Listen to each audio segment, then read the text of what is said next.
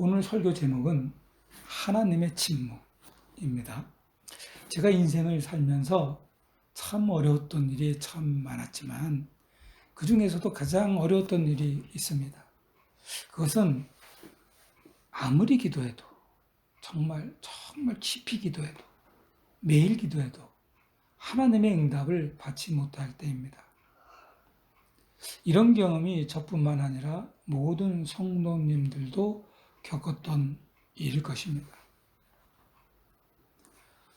저희 세대가 경제적으로 어려웠던 시절은 언제냐면 70년대를 지나서 80년대, 90년대, 또 90년대 IMF 그런 시절이었습니다. 우리 부모님들은 그 당시에 새벽 기도에 가셔서 정말 간절히 기도를 많이 하던 때입니다. 너무나 힘드시니까 교회 그 마룻바닥에 보면 눈물 자국이 그 당시에는 마룻바닥이 많았는데 마룻바닥에 눈물 자국이 정말 군데군데 많이 있었습니다. 그리고 또 저도 가끔 보는데 너무 힘드시니까 떼굴떼굴 구르면서 기도하던 그런 분들이 있었습니다. 그런데도 아무런 응답이 없었습니다. 그런데 여러분, 이상한 일이 일어났어요. 뭐냐면 이런 아무런 응답이 없던 시대였는데 그 시대에 그리스도를 믿는 성도들은 계속해서 세워졌다는 겁니다. 그것도 폭발적으로 일어났다는 겁니다. 그래서 저는 오늘 하나님의 침묵, 이 하나님의 침묵에 대해서 말씀을 나누려고 합니다. 먼저 여러분 잘 들어보세요. 하나님의 침묵은요, 응답이 지연된 것이 아니에요. 응답이 지연된 것이 아니라 우리의 연단이 깊어진 시간이라는 겁니다. 씨앗이 흙 속에 있을 때 가장 깊이 자라는 법이잖아요. 그리고 두 번째는 하나님의 침묵은 정확하게 하나님의 임재의 다른 모습이에요. 말씀은 없지만 여전히 동행하시는 하나님만의 가지고 있는 방식이기 때문입니다. 여러분, 어두운 밤이라고 해서 태양이 없어진 거 아니죠? 마찬가지예요. 구약의 마지막 장이 말라기입니다. 말라기부터 시작해서 신약에 보면 첫 선지자가 세례 요한입니다. 세례 요한이 등장하기까지 자그마한 400년간 하나님은 침묵하셨어요. 이건 무슨 뜻이냐면 하나님은 직접 계시를 하지 않았다는 거죠. 직접적인 계시가 없었다. 그런 뜻입니다. 그러나 여러분, 하나님의 침묵은 400년 동안 로마 제국을 통해서 도로망을 만드셨고 공용어를 만들었고 유대인 디아스포라를 세우셔서 그리고 예수 그리스도의 복음을 전파할 길을 준비하시고 계셨습니다. 예수님이 십자가에서 죽으시고 부활하신 후 엄청난 방해를 당하는 그런 하나님의 침묵도 있었습니다. 그러나 십자가에 죽으신 예수님은 박해를 당한 성도들에게 응답을 주셨는데요. 그것은 더 많은 성도들을 세운 겁니다. 이런 역설이 어디 있습니까? 결국 하나님은 로마 황제 테오도시우스가 380년에 드디어 기독교를 로마 제국의 국교로 선포하게 하십니다. 여러분, 예수님도 십자가를 지기 전에 하나님한테 엄청나게 땀이 피가 되도록 간절히 기도하셨지요. 아버지, 할 수만 있으면 이 잔을 내게서 지나가게 하옵소서. 이렇게 하나님의 아들이 3번씩이나 한 기도예요. 그러나 하나님은 아무 대답도 없었습니다. 그러나 침묵은 거절이 절대로 아닙니다. 순종으로 이끄는 하나님의 방식입니다. 그 침묵은 인류 구원의 길을 여시는 하나님의 고유한 응답이고요. 그리고 일하심입니다. 어느 목회자의 고백인데요. 심각한 얘기더라고요. 하나님이 침묵하실 때 나는 버림받은 줄 알았답니다. 그런데 이 목사님이 돌아서 보니까 그분은 그때 일하시고 계셨다고 고백하셨습니다. 여러분, 하나님을 믿는 우리도 이렇게 하나님이 나를 잊으신 것 같은 경험을 합니다. 하나님의 병안을 두고 기도하고 내 아들의 깊어가는 병을 미친 듯이 기도하고 또 기도했지만 응답이 없어요. 그리고 기다렸지만 길은 보이지 않고 현실은 점점 더 어두워지며 절망만 커지는 시간. 우리는 그런 시간을 우리 나름대로 침묵의 시간이라고 부르죠. 노아도 마찬가지입니다. 노아가 바로 그 시간에 있었습니다. 비가 40일 동안 내리 쏟아집니다. 며칠 전에 비 쏟아지는데 한 20분 쏟아지는데 강물이 천이 그냥 올라와 버리더라고요. 물은 150일간 넘칠댔습니다. 노아는 방주 안에서 약 자그만치 1년 가까운 시간을 보냈어요. 여러분, 방주 밖에는요, 모르긴 몰라도 추측컨대 사람 죽은 시체들이 물에 빠진 시체들이 떠다니고 있었을 거예요. 그냥 무덤이죠. 그러나 방주 안은 또 어떨 것 같아요? 온갖 짐승이 다 있어가지고 악취나고 자그마치 1년 동안 어마어마한 고생을 하고 있는 거예요. 그냥 언제 어떻게 될지 모르고 그냥 막연하게 기다리는 겁니다. 유일하게 참 하나뿐인 그 공간에서 하나님만 바라보면서 노아는 이제나 저제나 하나님께서 말씀하실 날을 기다리고 한 달이 가고 두 달이 가고 1년이 갔습니다. 그런데 바로 그런 침묵의 시간 동안에 성경은 이렇게 시작합니다. 1절입니다. 하나님이 노아와 그와 함께 방주에 있는 모든 들짐승과 가축을 기억하사 하나님이 바람을 땅 위에 불게 하심에 물이 주로 들었고, 하나님이 노아와 가축을 기억하사라고 말씀을 하셨어요. 여기서 기억하사라는 말은 하나님이 생각났다 이런 뜻이 아니고요. 히브리어로 자카르예요. 자카르. 언약에 따라 하나님의 약속에 따라 행동하신다는 뜻이에요. 이거를 지금 우리 현대어로 번역해서 얘기하면 하나님은 나를 잊지 않으시고 지금도 일하고 계십니다라는 의미예요. 하나님은 결코 잊지 않으십니다. 침묵처럼 느껴지는 그 순간에도 하나님은 일하시고 계셨어요. 그것은 노아야, 노아야, 너는 여전히 소중해. 이 말씀을 계속해서 하시는 겁니다. 여러분, 요셉 너무 잘 알지요? 요셉은 정말 야곱 자기 아버지한테 사랑을 엄청나게 받으면서 살았어요. 왕족이나 입는 그 당시에 채색 옷을 입고 살았습니다. 그러니 사람 눈에 얼마나 띄고 사랑을 많이 받는지 다 알 거 아닙니까? 그런 요셉이요. 형들에게 미움받아가지고 구덩이에 던지고 애국으로 팔려갑니다. 애국에 팔려간 그 어린 요셉이 낯선 나라에서 얼마나 무서웠겠어요. 어제까지만 해도 사랑을 그렇게 듬뿍 받던 요셉이 얼마나 두려웠겠어요. 그냥 하루하루를 어떻게 했을 것 같아요? 버텼어요, 그냥.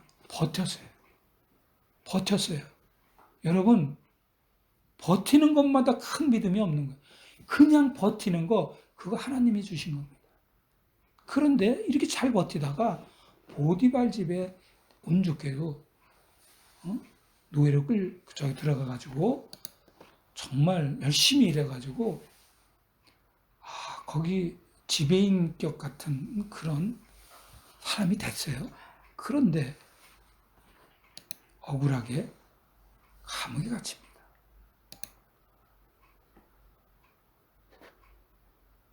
하나님이 요셉에게 꿈을 주신 지 13년이 지났어요. 꿈은 기억 속에 희미해지고 감옥의 냄새와 고통이 그를 덮었습니다. 그리고 그런 가운데서 하나님은 그런데도 아무 말씀도 안 하셨어요. 그 침묵의 시간, 하나님의 침묵, 요셉은 분명히 질문했을 거예요. 하나님, 저 여기 있습니다. 왜 아무 말씀도 하지 않으세요? 그러나 이 질문에도 하나님은 아무 말씀도 하지 않으셨어요. 그런데 여러분, 침묵은 부재가 아닙니다. 하나님은 그 시간에 요셉의 성품을 빚고 계셨고요. 애굽의 왕으로 이끄는 길을 준비하고 계셨어요. 침묵 가운데에서도 하나님의 손은 한 번도 요셉을 떠난 적이 없으세요. 그리고 마침내 바로의 꿈 해석을 계기로 요셉은 총리가 됩니다. 하나님은 여러분 침묵 속에서도 약속을 잊지 않으셨고 정확한 시간에 하나님의 시간에 맞춰서 응답하셨습니다. 젖 먹이는 엄마가 자기 아기를 잊겠습니까? 그러나 혹시 그 엄마는 잊을지라도 결코 하나님은 우리를 잊지 않는다고 말씀해 주셨습니다. 이사야 49장 15절입니다. 여인이 어찌 그 젖 먹는 자식을 잊겠으며 자기 태에서 난 아들을 긍휼히 여기지 않겠느냐. 그들은 혹시 잊을지라도 나는 너를 잊지 아니할 것이다. 사랑하는 가족 성도 여러분, 우리가 느끼기엔 침묵의 시간일지라도 하나님은 그 순간에도 일하고 계시는 것을 꼭 명심하고 마음에 새겨 두십시오.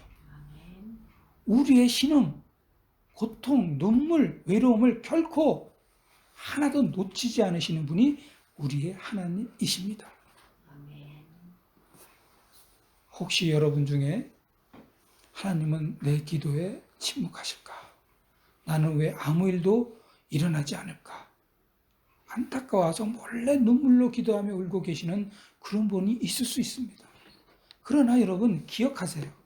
하나님은 일하고 계십니다. 하나님의 침묵은요, 여러분 준비 시간이에요. 때로는 우리를 빚기 위한 시간이고요. 때로는 환경을 정리하는 시간입니다. 무엇보다도 우리가 하나님만 바라보게 하는 그런 시간인 줄 믿습니다. 그러므로 주 안에서 담대하세요. 요셉에게 총리의 날이 왔듯이 노아에게 방주의 문이 열리는 때가 왔듯이 여러분에게도 하나님의 때가 반드시 임할 것입니다. 침묵의 시간은 믿음의 뿌리를 아주 깊이 내리는 시간입니다. 그날이 올 때까지 믿음으로 기다리시는 가족 성도 여러분 되시길 축복합니다. 자, 이제 드디어 비가 멈추고 방주가 산에 머물렀는데요. 자, 노아는 그때 비가 멈추고 그리고 방주가 산에 머물기 위해서 한 행동들이 있어요. 하나님만 바라보고 있는 게 아니고요. 노아는 어떤 일을 했냐면 비둘기를 날려보냈어요. 그리고 또 비둘기를 날려보냈어요. 까마귀도 날려보내고요. 자, 그런데 아무 소식이 없는 거예요. 그래서 노아가 포기하지 않고 또 비둘기를 또 날려보냅니다. 그런데 웬일입니까? 비둘기가 잎사귀를 입에 물고 나타났어요. 노아는 생각한 거예요. 마른 땅이 있구나. 이미 그는 감지했어요. 마른 땅이 있다. 그런 이미 마른 땅을 발견한 거예요. 그런데 여러분 이상하게도 노아는 그 순간에도 가만히 있는 거예요. 자, 조금 있다가 배가 흔들거리면서 아라라산에 딱 부딪혔어요. 그리고 창문을 딱 열고 그런데도 안 나가요. 13절과 14절을 제가 봉독합니다. 뭐라고 하시냐면 601년 첫째 달 곧 그 달 초 하룻날에 땅 위에 물이 거친지라 노아가 방주 뚜껑을 제치고 본즉 지면에서 물이 거쳤더니 다 거쳤어요. 20달 21의 날에 땅이 말랐더라. 땅 마른 걸 다 본 거예요. 지금 창문 열고. 창문 하나밖에 없잖아요. 이야, 여러분, 여러분이 경험이 없으셔가지고 안 놀리겠지만 저는 이걸 깊이 읽다 보면 1년 동안은 그 냄새 맡으면서 1년 동안 거기 있다가 창문을 열고 땅을 보는 순간 얼마나 감격스러웠겠어요. 감격스러운 순간에 누구나 할 수 있는 거는요, 저부터만 해도 뛰어쳐 나갔을 거예요, 아마. 왜요? 너무 반가우니까. 그러니까 우리는 순간적으로 그냥 내 감정대로 우와 하고 움직여요. 그런데 여러분, 노아는 방주를 떠나지 않습니다. 사랑하는 성도 여러분, 환경이 다 된 것처럼 보여도 믿음은 하나님의 타이밍을 기다려야 된다는 겁니다.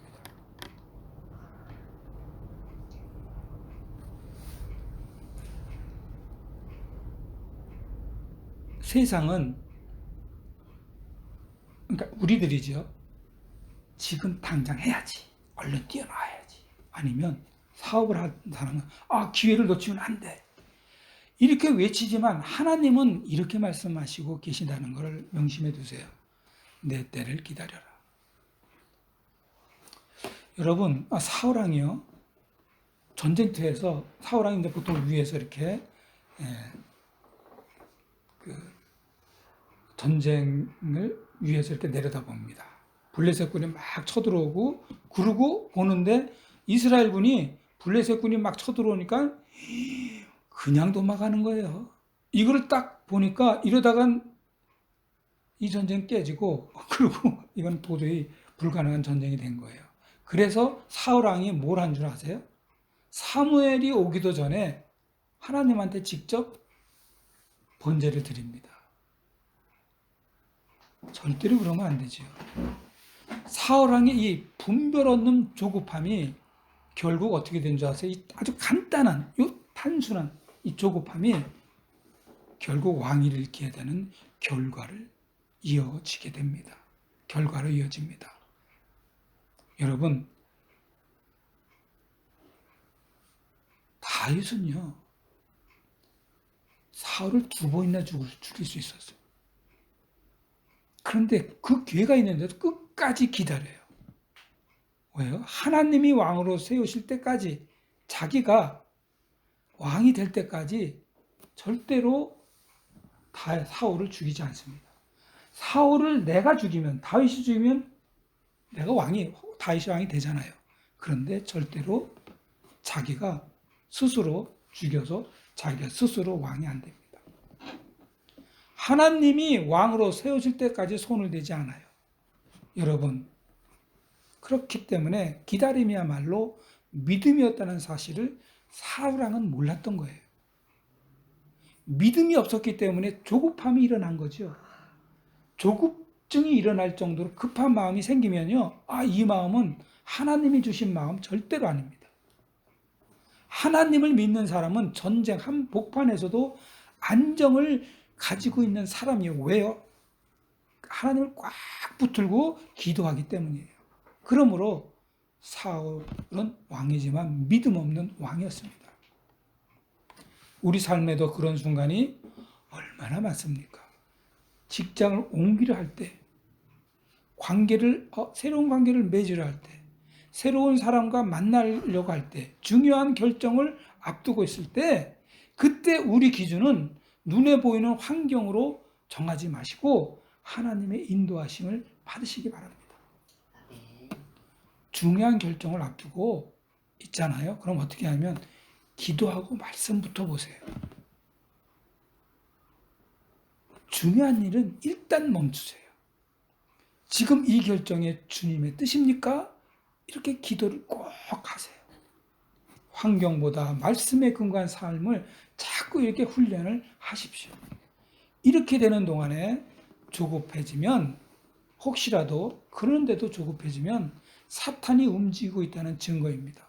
사탄이 움직이는 증거를 알면서 왜 하나님의 주는 그 평안과 인도하심은 왜 모르십니까? 여러분, 하나님은 여러분이 그렇게 막 조급해할 때, 기도하면서 기다릴 때 그 기다림 속에 하나님이 일하시고 계십니다.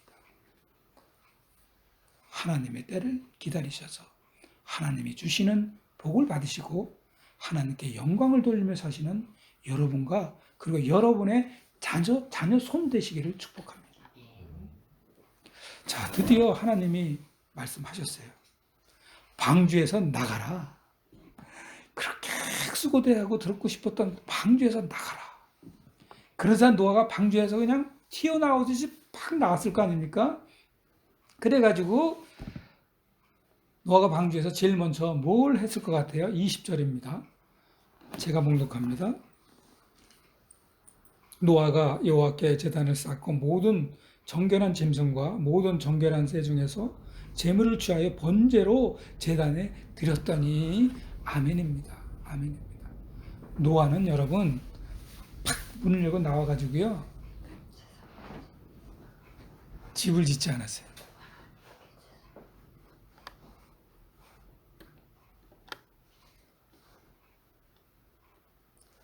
땅을 경작하지도 않았어요. 어디 먹을 거 없나? 좋은 과일 없나? 찾아다니지도 않았어요. 제일 먼저 노아는 예배를 드렸습니다. 왜 예배부터 드렸어요? 그는 이 모든 회복이 지금 현재 마른 땅에 서 있는 자기가 있는 것이 하나님의 은혜임을 알았기 때문입니다. 회복되는 순간에 하나님의 은혜라는 사실을 깨닫는 사람이 여러분 의외로 없습니다. 저를 포함해서. 예수님이 10명의 문둥병자를 다 고쳐주셨잖아요. 그런데 10명의 문둥병장이 이렇게 어떻게 고쳐지냐면 가다가 고쳐진 거예요. 가다가 자기 손을 막 피고름 나는 게 아기 손처럼 뽀얘진 거예요. 얼마나 놀랐겠어요. 발가락이 다 뭉그러졌는데 발가락이 그대로 자기가 그렇게 그냥 발을 평소에 씻던 그 아주 고운 발로 다 변해버린 거예요. 놀래가지고요. 너무나 좋아가지고 막 뛰어서 어디 갔어요? 어디 간 것 같아요? 예수님한테 갔어요? 아니면 좋아서 집으로 갔어요? 다 집으로 갔어요. 우와 좋다고 집으로 갔어요.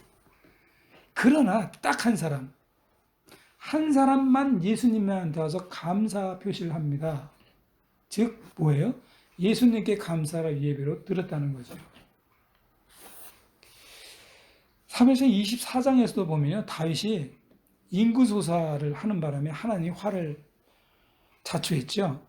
그래서 진짜 전염병이 퍼지고 수많은 백성이 막 죽어나가고 막 그랬을 때 다윗은 어떻게 한 줄 아세요?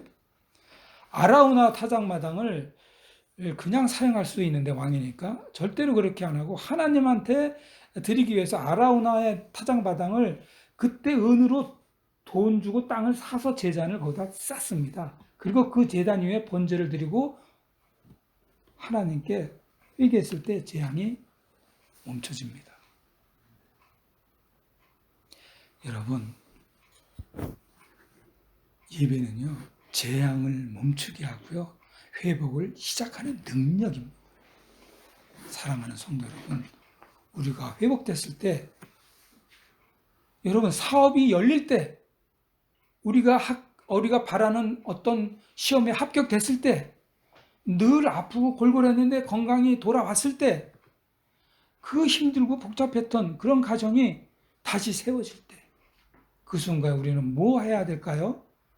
서로 기뻐서 막 춤추고 난리 나고 서로 막 업고 안고 이래야 되나요? 예배로 시작해야 합니다. 노아는 예배로 삶을 다시 시작한 겁니다. 예배는 일주일에 한 번 교회에 드리는 형식이 아니고요. 삶의 중심입니다. 회복을 시켜주는 방주인 것입니다. 그러므로 회복의 순간마다 가정에서 감사 예배를 드리기 바랍니다. 자녀와 함께 적어도 일주일에 한 번쯤은 성경책 읽고 기도하는 시간을 꼭 가지시기 바랍니다. 일이 절대로 먼저가 아닙니다. 예배가 먼저임을 여러분 마음에 각자 선포하시기 바랍니다. 그리하시면요, 예배 가운데 계시는 우리 주께서 여러분의 시작을 함께 하시고요, 여러분의 나가는 길마다 걸음을 주장하셔서 여러분의 삶을 정말 하나님의 보시기에 좋았더라 할 정도로 아름답고 멋있게 만들어 주실 것을 믿으시기 바랍니다. 마지막으로 하나님은 노아의 제사를 받으시고 언약을 주십니다. 창세기 8장 21절을 우리 다 같이 한번 봉독하겠습니다. 창세기 8장 21절입니다. 찾으셨죠? 네, 다 같이 한 목소리로 창세기 8장 21절입니다. 시작. 여호와께서 그 향기를 받으시고 그 중심에 이르시되 내가 다시는 사람으로 말미암아 땅을 저주하지 아니하리니 이는 사람의 마음이 계획하는 바가 어려서부터 악함이라 내가 전에 행한 것 같이 모든 생물을 다시 멸하지 아니하리니 아멘. 여러분 이게 무슨 뜻이냐 하면요 이런 뜻이에요. 하나님은요 인간의 연약함을 아시면서도 연약함이 뭐예요? 원래부터 악하다는 거야. 좋은 일을 하려고 애를 써도요 원래부터 악하다는 거예요. 그래서 연약함을 이미 아신다는 뜻이에요. 하나님은. 그래서 그런 인간을 하나님이 없애버리고 죽이고 심판하고 하지 않으시고 은혜로 새 출발을 허락하신다는 뜻입니다. 자녀가 잘못돼서 버리는 부분은 없잖아요. 하나님은 여러분을 자녀로 항상 여기심을 믿으시기 바랍니다. 여러분 제가 아무리 조그만 잘못이건 큰 잘못이건 부모님에게 버림을 받은 적이 한 번도 없어요. 정말 설교에 말씀드리기도 너무너무 창피한 그런 부모님한테 너무 잘못한 게 많아요. 고백하건대 연극한다고 등록금 받아가지고 다 써가지고 아버지한테 또 돈 달라고 한 적이 있을 때 아버지가 한 번 야단 안 치고 통장을 주시더라고요. 제가 처음 얘기합니다. 얼굴이 다 붉어집니다. 그래서 그때 가가지고 아버지한테 제가 등록금 다 썼습니다. 죄송합니다. 그랬을 때 우리 아버지가 너 내 자식 아니다. 버리지 않으셨어요. 그냥 통장 다시 주셨습니다.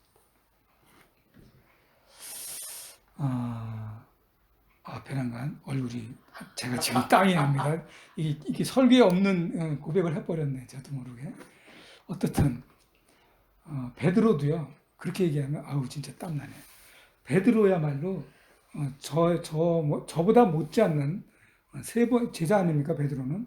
근데 세 번이나 예수님을 부인한 엄청난 잘못한 베드로. 베드로 자신도 잘못해놓고요. 얼마나 스스로 놀랬을까요? 아마 엄청난 자책을 하면서 시달렸을 거예요. 그래서 자포자기하는 심정으로 고향으로 돌아가서요. 고기를 잡으면서 정말 말 그대로 해안의 삶을 살았어요. 아마 더 열심히 일했을 거예요. 미친 사람처럼 일했을 거예요. 그러던 어느 날 부활하신 예수님께서 디베라 바닷가에 베드로를 찾아오십니다.